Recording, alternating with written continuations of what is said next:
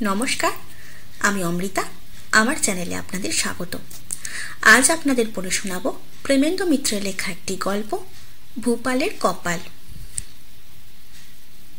ভূপালের সঙ্গে সেদিন হঠাৎ দেখা হয়ে গেল। জরুরি কাজে টালিগঞ্জ যাচ্ছিলাম। হঠাৎ পেছন থেকে আমার নাম ধরে এক চিৎকার না বলে আর্তনাদ বলাই উচিত।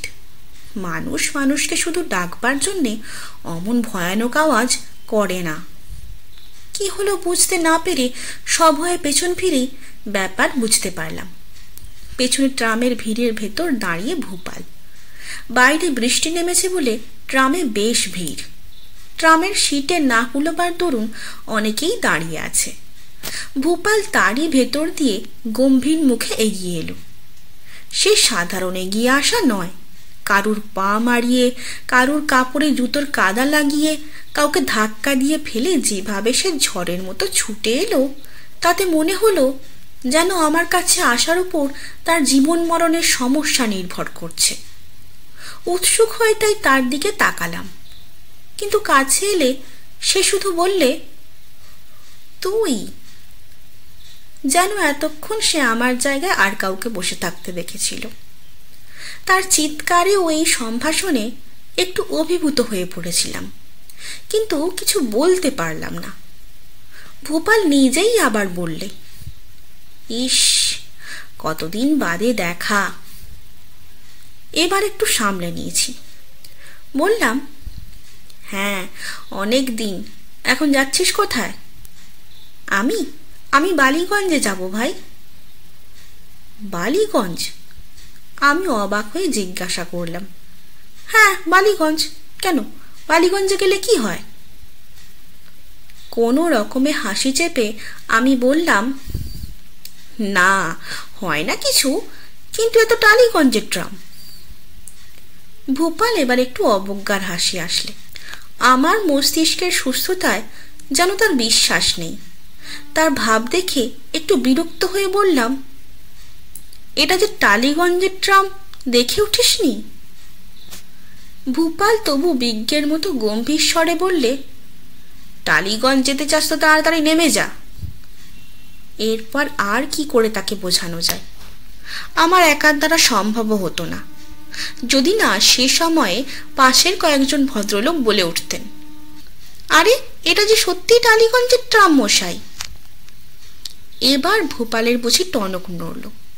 একটু সন্দিগ্ধভাবে সে বললে, কিন্তু আমি যে দেখে উঠলাম। সবাই এবার বললাম, কিন্তু আমরা এতগুলো লোক কি ভুল করেছি? ভূপাল এবার মাথা চুলকে বলল, তাই তো বড় মুশকিল হলো তো দেখি।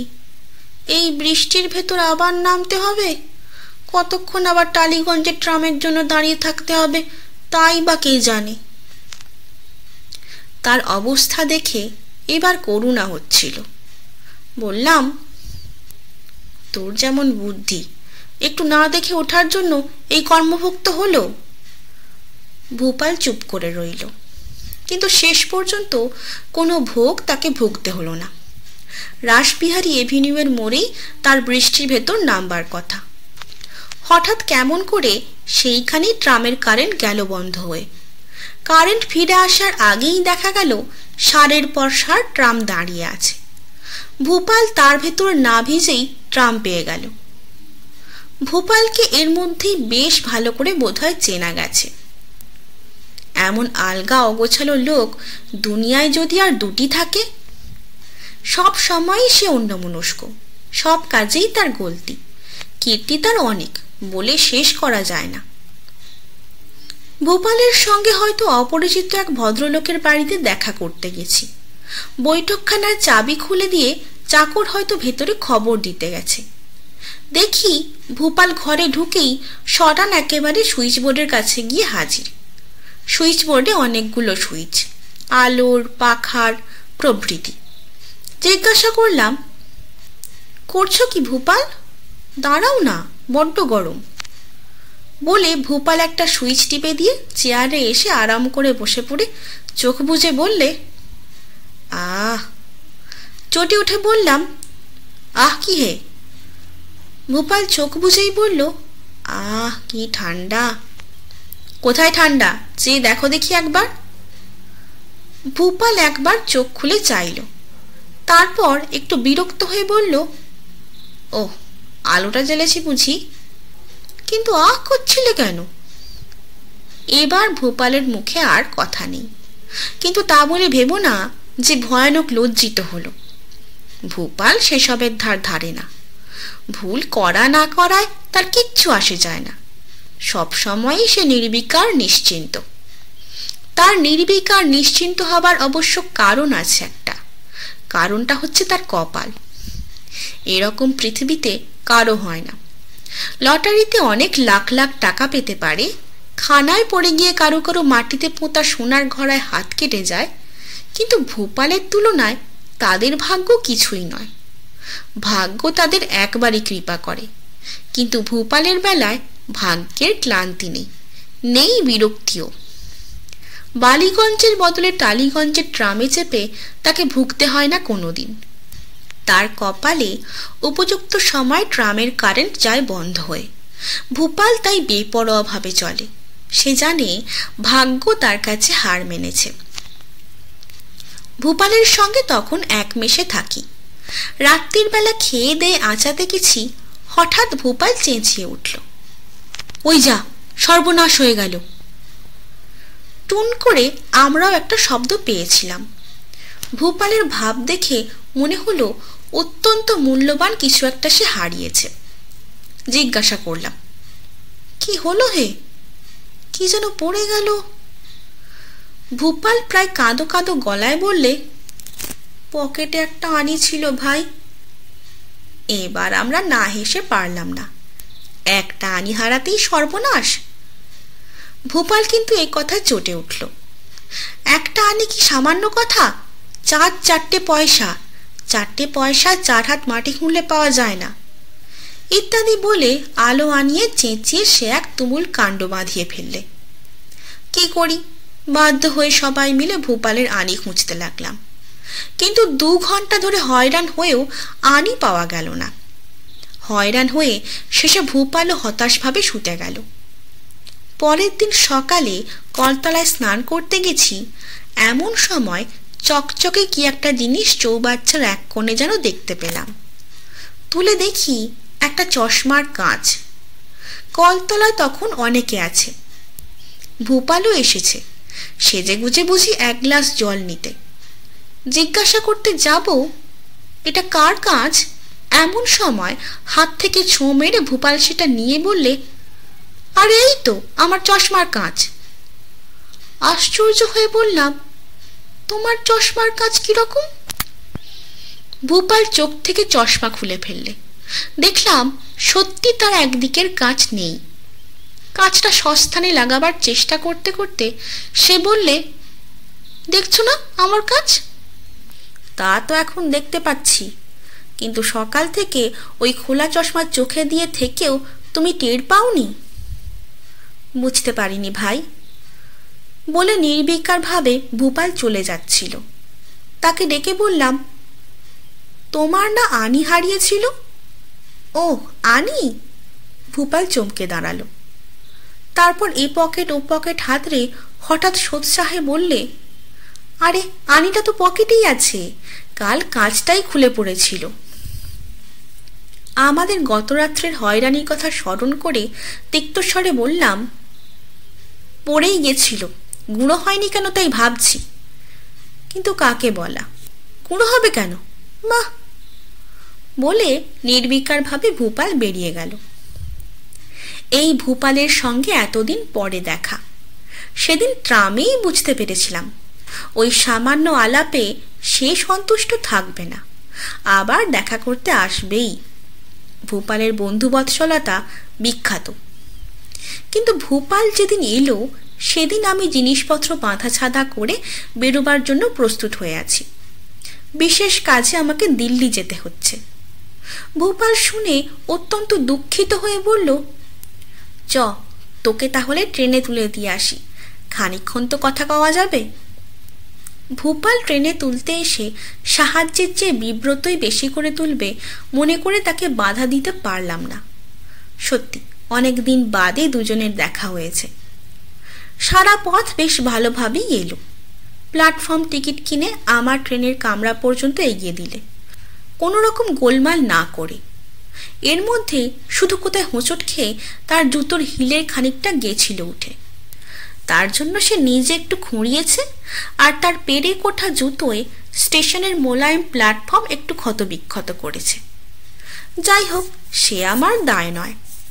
আমার মনে হচ্ছিল ভূপালের সঙ্গে যাবার ফাঁড়াটা বুঝি নির্বিঘ্নেই কেটে গেছে। কিন্তু হায়, হঠাৎ ভূপালের খেয়াল হলো সেও দিল্লি যাবে। ট্রেনের কামরায় আমার সঙ্গে বসে থাকতে থাকতে হঠাৎ সে বললে, বেশ লাগছে ভাই, চ তোর সঙ্গে দিল্লি যাই। শুনে আমি তো অবাক। দিল্লি যেন চুঁচুড়ো শ্রীরামপুর, গেলেই হলো। বললাম, দিল্লি যাবে কি রে, কিছু ঠিক নেই। তাতে কি, সেখানে বড় মামা রয়েছে, দিন কয়েক থেকে আসি। বলে ভূপাল উঠে পড়ল। উঠছিস কেন? জিজ্ঞাসা করলাম হতভম্ব হয়ে। বাহ, টিকিট করতে হবে না? তোর কাছে টাকা আছে তো?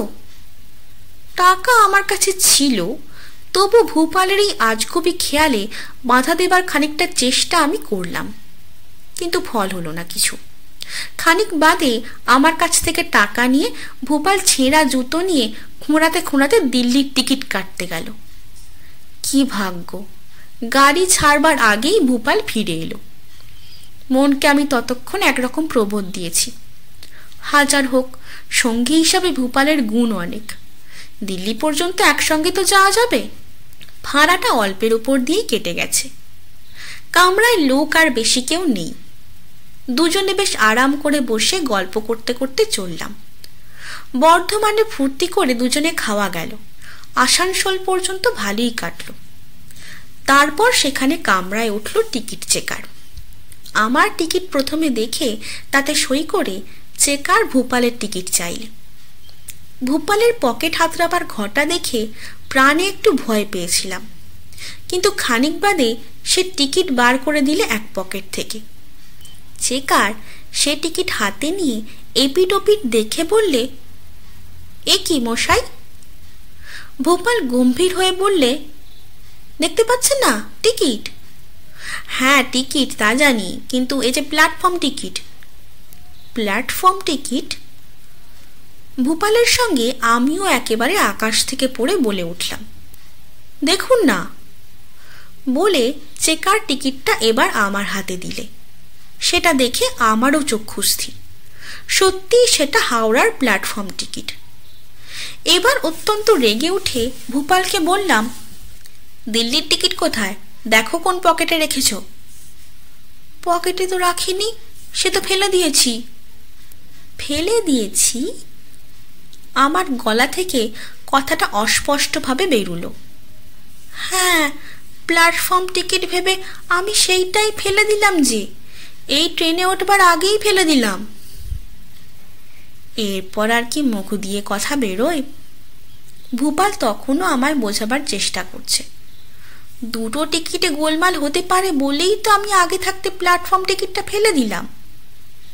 বেশ করলে। বলে গুম হয়ে আমি তার দিকে পিছন ফিরে বসলাম। চেকার তো আর ছাড়বে না। সে বললে, টিকিট তো একটা করতে হবে। ভূপাল বললে, তাহলে আর দিল্লি গিয়ে কাজ নেই ভাই, আমি ধানবাদেই নেমে যাচ্ছি ছোড়দার কাছে, তুই ধানবাদের একটা টিকিট কর। তার দিকে জ্বলন্ত দৃষ্টি নিক্ষেপ করে আমি পকেট থেকে ব্যাগ বার করলাম। চেকারের হাতে একটা নোট দিলাম তা থেকে বের করে। চেকার বললে, চেঞ্জ তো নেই মশাই। আচ্ছা রাখুন নোটটা, আমি চেঞ্জ নিয়ে আসছি। চেকার চেঞ্জ আনবার জন্য নেমে যেতেই আমি আবার পেছন ফিরে বসলাম। ভূপাল কাতরভাবে পেছন থেকে বললে, দেখ আমার দোষ কি?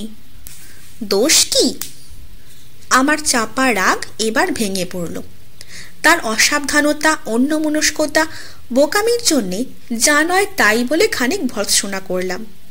বললাম, মানুষ কি চিরকালই উজবুক থাকে? এত করেও শেখে না। কপাল গুনে সে না হয় আগে বেঁচে গেছে, কিন্তু তাই বলে চিরদিন কি তাই হবে নাকি? এখন এই টিকিট কোথা থেকে আসবে? ভূপাল শুনতে শুনতে বুঝি অনুশোচনার আবেগেই হঠাৎ উঠে পড়ল। তারপর দুই এক পা খুঁড়িয়ে হেঁটে তার যত রাগ গিয়ে পড়ল ছেঁড়া জুতোটার ওপর। পা থেকে জুতো দুটো খুলে নিয়ে একদিকে সবলে ছুঁড়ে দিয়ে সে নামবার উদ্যোগ করলে জুতো দুটো তখন গাড়ির একদিকে উবুড় হয়ে পড়েছে। হঠাৎ আমি চমকে উঠে ডাকলাম, শোন ভূপাল, শোন। ভূপাল মুখ অন্ধকার করে ফিরে দাঁড়িয়ে বললে, কি? তোর জুতোর তলায় পেরেকে ওটা কি আটকে? ভূপাল কথাটা শেষ পর্যন্ত শুনলও না। পেরেক বলেই একেবারে যেন ঝাঁপ দিয়ে পড়ল জুতো দুটোর ওপর। তারপর কিন্তু নিতান্ত স্বাভাবিক গলায় বললে, এই তো দিল্লির টিকিট। মনে হলো যেন সেই কথাটা অনেকক্ষণ থেকেই বলে আসছে। হাতে নিয়ে সত্যি এবার দেখলাম সেটা দিল্লির টিকিট। ভূপালের ফেলে দেওয়ার টিকিট কেমন করে তারই হিল ওঠা জুতোর পেরেকে বিঁধে আটকেছিল। এতক্ষণ তাই নিয়ে হাঁটা চলার দরুন টিকিটটা একটু ময়লা হলেও দেখলাম অচল হয়নি। এমন কপালে বিশ্বাস করা যায়। শুনছিলেন প্রেমেন্দ্র মিত্রের লেখা একটি গল্প, ভূপালের কপাল। গল্প পাঠ কেমন লাগছে তা আমাকে কমেন্টের মাধ্যমে জানান।